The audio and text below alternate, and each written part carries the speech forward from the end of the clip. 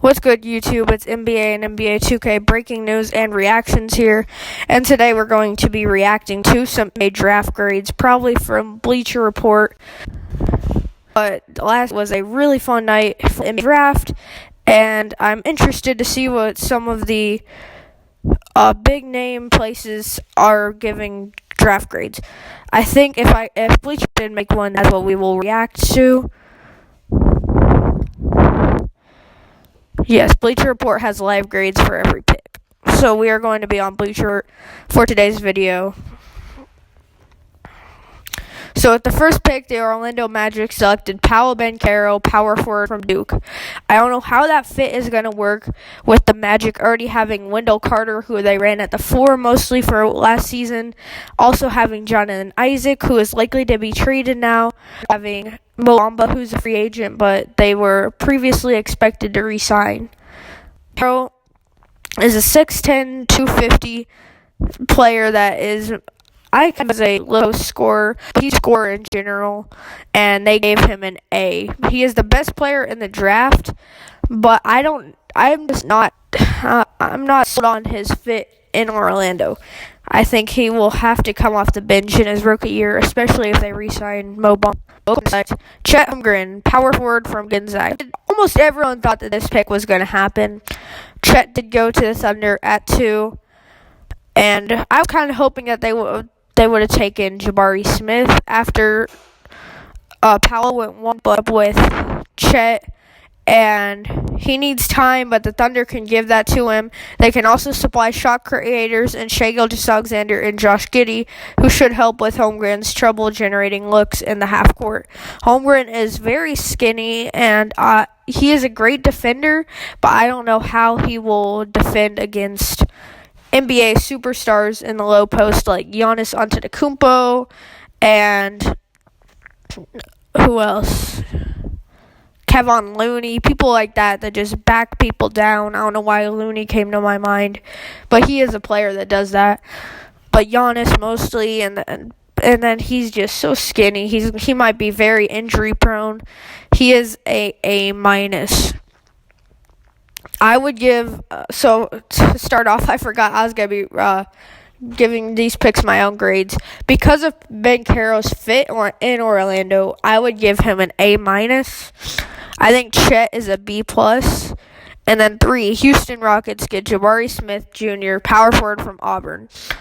So if he went number 1, the Rockets were fully planning on taking at number 3, Paolo Banchero. But they knew that they were getting a power forward or center in one of the top 3 picks, and their grade is an A. Jabari Smith is a very good shooter and just a very good scorer at the power forward position. He can play decent defense, and I think he could be a superstar in the NBA. He has a great fit next to Alperen Sengun, and then at small forward, they'll probably have... Who's their small forward? I think Garrison Matthews was their small forward last year. So I think this year their starting small forward will probably be Jae'Sean Tate maybe, and then shooting guard Jalen Green, and then point guard Kevin Porter or Ty Washington.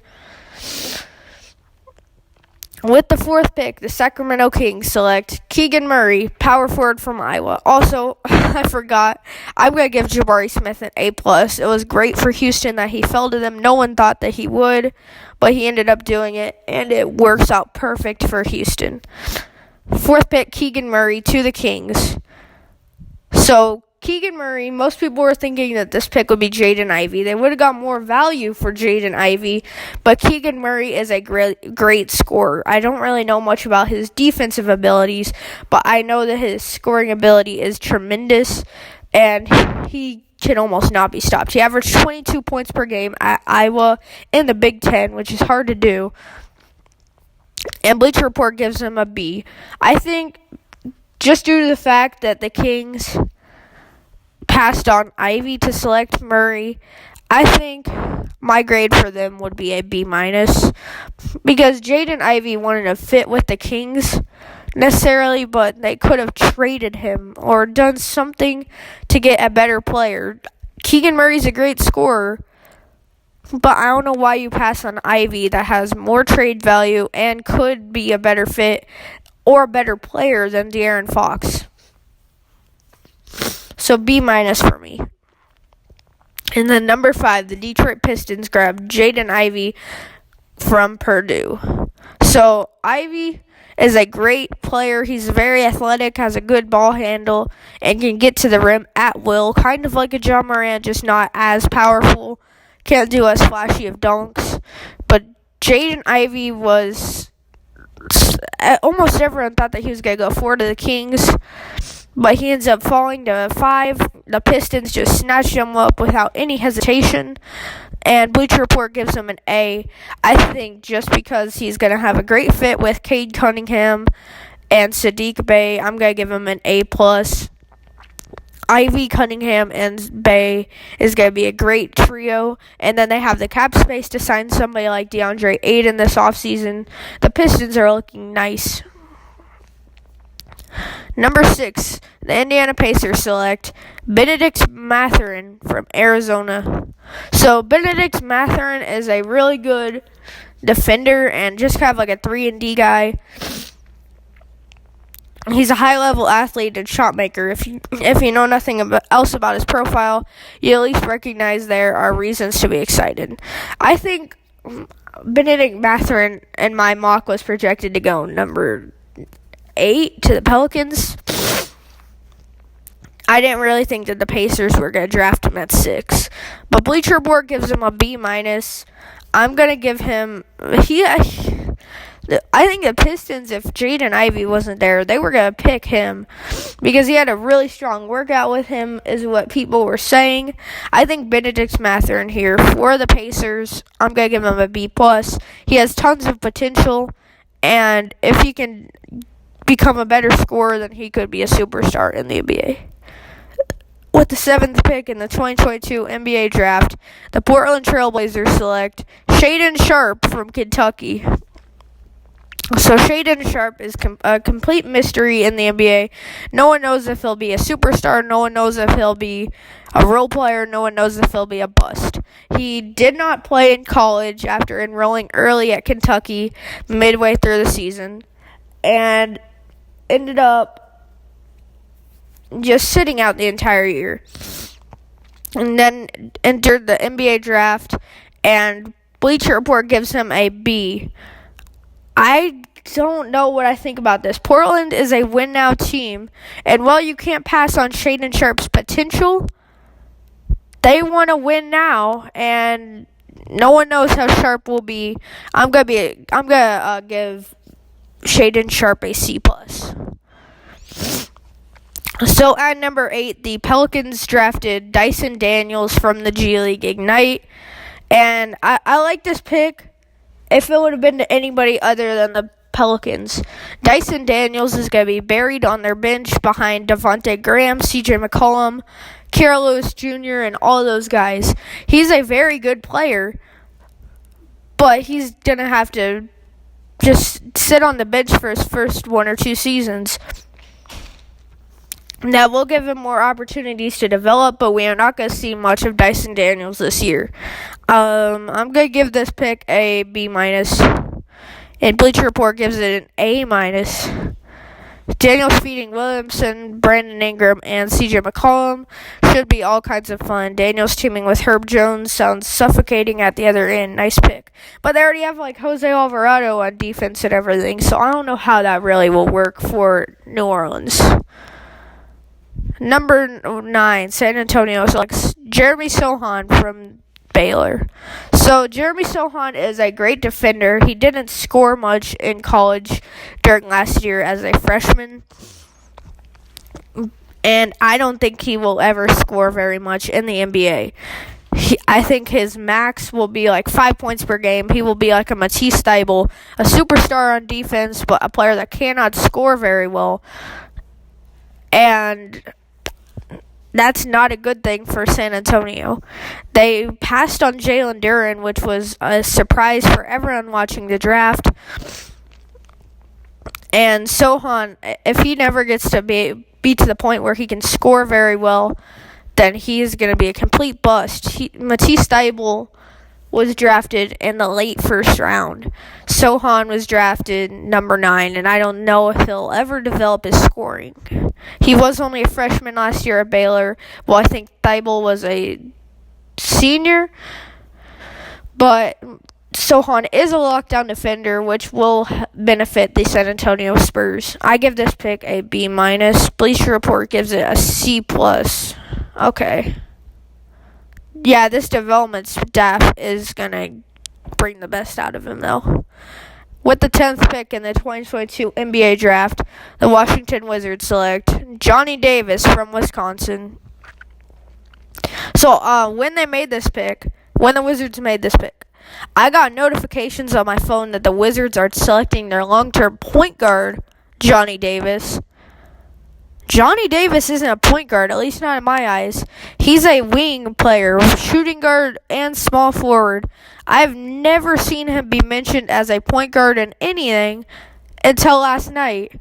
Davis was a great player in college. I think he was a sophomore coming into the draft, and he averaged good numbers. He only shot 31% from 3. And they give him a B-. I'm going to give him a B+. I think I like that pick. He's going to be behind Bradley Beal unless for whatever reason they decide to play him at point guard. That just doesn't make sense to me. With the 11th pick, the New York Knicks select Ousmane Dieng from New Zealand. Except they traded it to Thunder. I watched 6 Rings of Steel, his reaction to them drafting Dieng, and he went crazy. He did not want Ousmane at all. But he is a bit of a project. Oh no. He's a bit of a project, but his size at 6'10" and age at 19 make him a project worth undertaking. I just hope that Dieng is not going to be a draft and stash for my Thunder. I think we might be able to develop him a little bit. We've already developed players like Giddey and Shea and Aaron Wiggins, I guess. But I don't know if we're going to be able to develop Dieng the same way. Pokusevski is a player that's very similar in size and age, but he has kind of just been stagnant in development. And if that's what happens with Dieng, then this is going to go down as a bad trade. The Thunder do have tons of picks, and they were able to give them to the Knicks, no problem. But I just don't want to draft a bust at 11. Their grade is a B, I think, just because he is super unproven and no one knows if he'll ever be good. I'm going to give him a C. Yeah, C. Okay. At 12, the Oklahoma State Thunder selected Jalen Williams from Santa Clara. So the Thunder played it safe with Jalen Williams. It looks like an early two-way contributor. He has a 7'2" wingspan. Okay. B-. I really like his wingspan and his defense, his scoring ability. I'm going to give him an A. I think he can be a really good player. I don't think he will be year one, but I think in a few years, he's going to be a really good player. And then at 13, the Detroit Pistons traded back into the first round and selected Jalen Duren. Their two main targets going into draft day were Jaden Ivey and Jalen Duren. They got both of them. And Duren will make his presence felt around the basket and above the rim. Even as a rookie, he'll send NBA veterans to the wrong kind of viral fame as a shot blocker and finisher on lob passes from both Ivey and Cunningham. He is a traditional center, though, and those are always tough to value in the modern NBA. He also displays a notable lack of polish, though that's not surprising or alarming, considering he might be the youngest player selected. If Detroit's guards are as dynamic as they look on paper, it makes sense to invest in an athletic rim runner. This pick doesn't make sense to me, though, because you already have Isaiah Stewart. What are you going to do with Duren? Are you going to take one or the other off the bench? At point guard, you have Ivy. At shooting guard, you have Cunningham. At small forward, you have Bay. Power forward is a hole, so do you just decide to start Duren there? If not, then Duran's going to have to probably come off the bench for at least half of his rookie year until he wins the starting spot over in a battle with Stewart.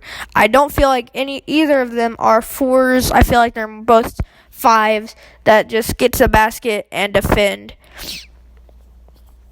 I don't remember who their power forward is. Oh, yeah, Marvin Bagley, but he's a free agent. I think they have cap space to sign Aiden to a max, and then also re-sign Bagley because they have his bird rights, I think. If this pick gets them over the top, or no, why would they sign Aiden now? Okay, they were projected to sign DeAndre Aiden, but now what? You already have 2 centers now. I don't like that. I'm going to give this pick a B-. Because Duran's really good. But Aiden was your main target in free agency. Phoenix was the one team that wasn't going to match their players' max offer. Charlotte probably will match anything under $25 million for. I like that at all for Detroit. I'm going to give it a C-, just because the fit won't work. 14, the Cleveland Cavaliers select Ochai Agbaji from the University of Kansas. So Agbaji was a great scorer in Kansas. He was a senior coming out of college after winning the national championship. He only shot 33% in his final 12 games. He's a 3-and-D player, but only if you catch him on the right night. And I don't know what his exact averages were in college, but he wasn't a terrible player. But I just don't know how he will fit in with the Cavaliers roster. They already have players like Isaac Okoro, who are very similar, just not as good of a shooter. And then, who else? They have Darius Garland, who's their point guard superstar, already been an all-star. Who else?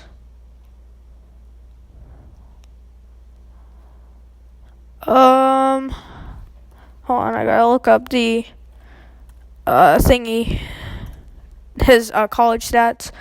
So in college last season, Agbaji averaged. He averaged 19 points per game on 40% from 3 and 53%, and overall 47% overall, with 5 rebounds and 2 assists. I just don't know how he will fit in with Cleveland. They gave him a C-. I'm going to give him a B. I think he could be good, but yeah, they're taking him over Malachi Branham, who fell all the way to 20, and AJ Griffin, who fell all the way to 16. 15, Charlotte, Mark Williams from Duke, a great defender, will ever be a real athletic scorer down at the low post. I think this Hornets won't bring back Montrezl Harrell free agency next week. What the heck? They probably won't bring back Montrezl Harrell in free agency next week. But Mark Williams' team has the potential to be better than Montrezl Harrell and become a superstar down in the low post, both on offense and defense. I think this is what Charlotte needed, and now they are a playoff contender team. I'm going to give this a B, and they give it a B+ as well. With the 16th pick, the Atlanta Hawks selected AJ Griffin from Duke. So AJ Griffin's a really good 3-and-D player. He can shoot kind of well, and he's a great defender. I like a DeAndre Hunter, but I don't know why you would want 2 DeAndre Hunters on your roster, though. You have him and Hunter at small forward. Shooting guard, you have Bogdan Bogdanovic and Kevin Huerter. Point guard, you have Trae Young, and I don't think he has a backup unless they drafted somebody. Sharif Cooper, I guess. Power forward, you have John Collins and somebody, and then center, you have Clint Capella and Onyeka Okongwu. So they gave AJ Griffin an A-. I'm going to give it A just because he's got really good potential, but I think he's a very similar player to DeAndre Hunter, and they already have DeAndre Hunter on their roster. With the 17th pick, the Houston Rockets selected Tari Eason from LSU. Eason was an outstanding defender in college. He had a little bit of trouble scoring. I think he only averaged 10 points maybe in college.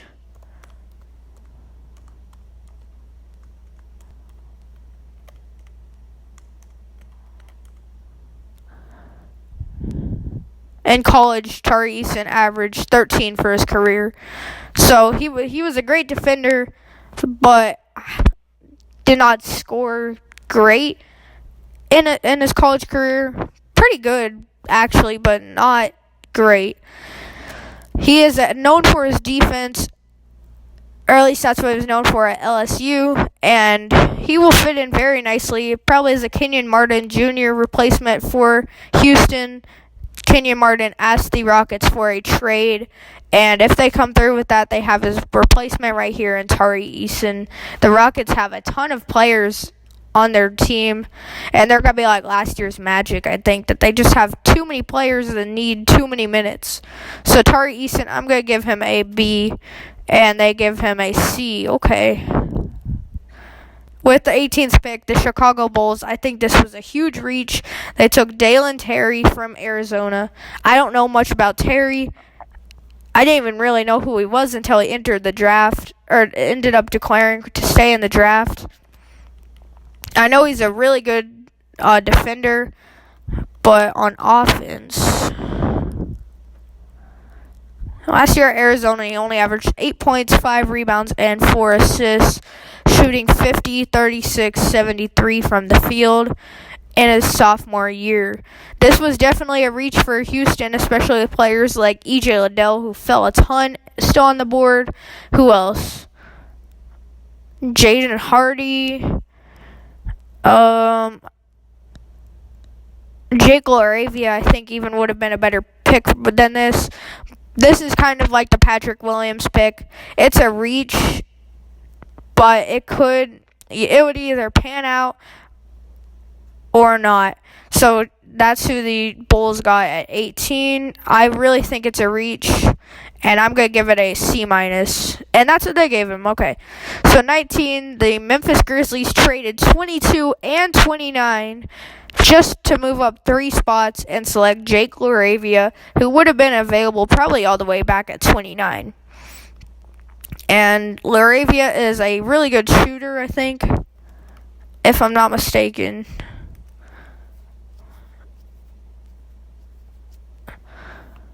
LaRavia shot 38% from 3, so not a great shooter, but he's a pretty good shooter. He averaged 15 points per game in college, 7 rebounds, and 4 assists during his junior year at Wake Forest after transferring from Indiana State. He's going to be the next Larry Bird. I can already see it. They both have long hair, white guys, and they can shoot, play defense, and just score. He's going to be the next Larry Bird. I'm the first to say it. So they gave him a B-. I'm going to give this pick a C+ just because they traded away all their other draft picks. At 20, Malachi Branham completely fell to the Spurs. They are a team that is trying to develop as many people as possible. And Branham was a great player last year. This is what they got with the Toronto Raptors pick and the Thaddeus Young trade. Branham averaged 14 points, 4 rebounds, and 2 assists last year, shooting 50% from the field, 42% from 3, and 83% from the free throw line. He averaged 20 points in his last 4 games and was only a freshman. He won Big Ten Freshman of the Year.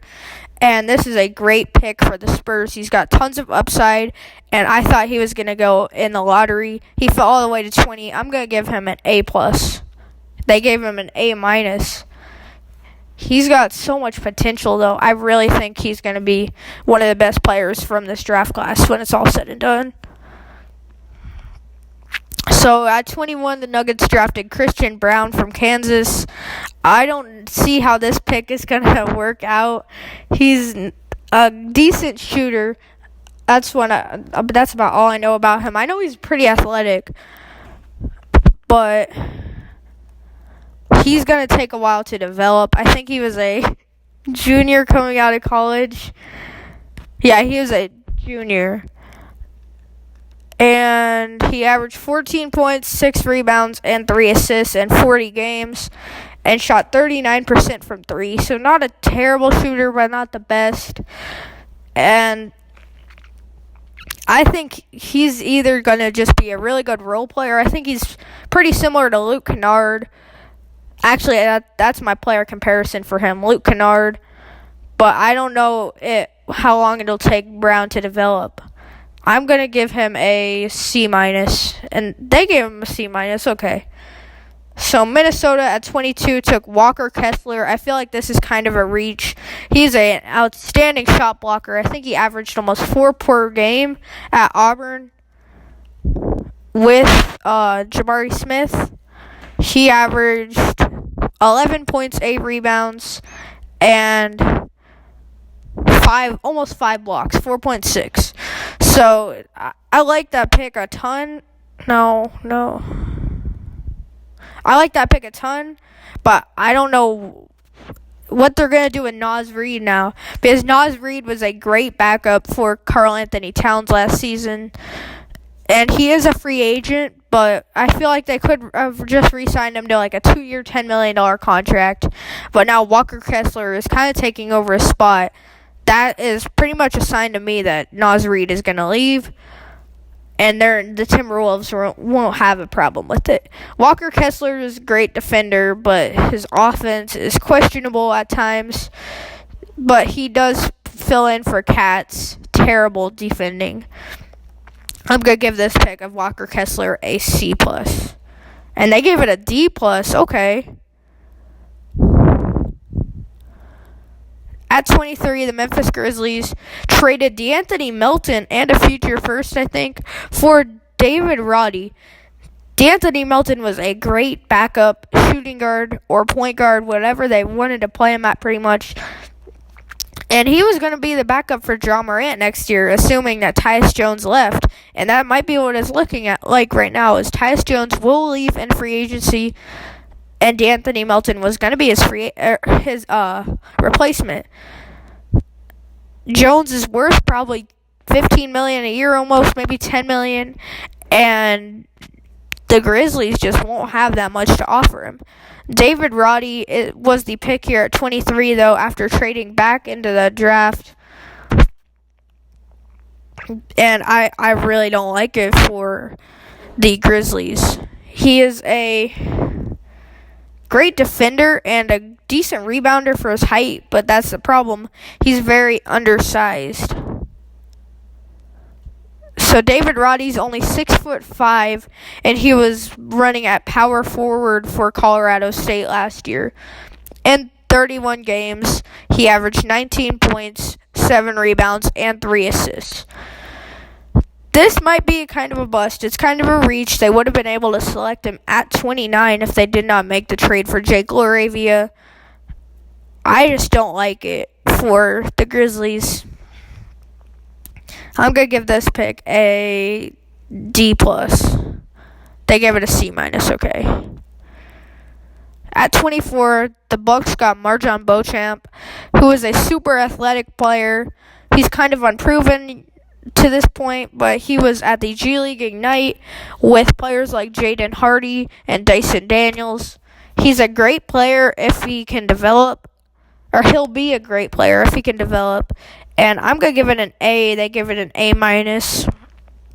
So San Antonio Spurs at 25 got a really good 3-and-D player, Blake Wesley, one of the best defenders at the guard spots in the draft, if I'm not mistaken. Maybe I'm confusing him with somebody else.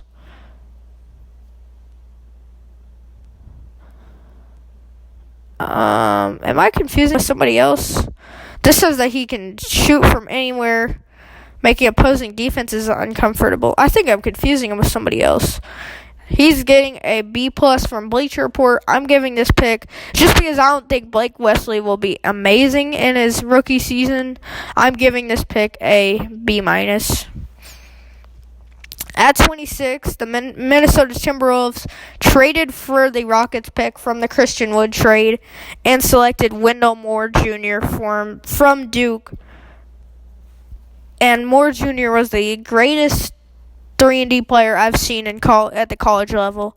He could just go hit a three and then go down on the other end and get a steal, go right down the court and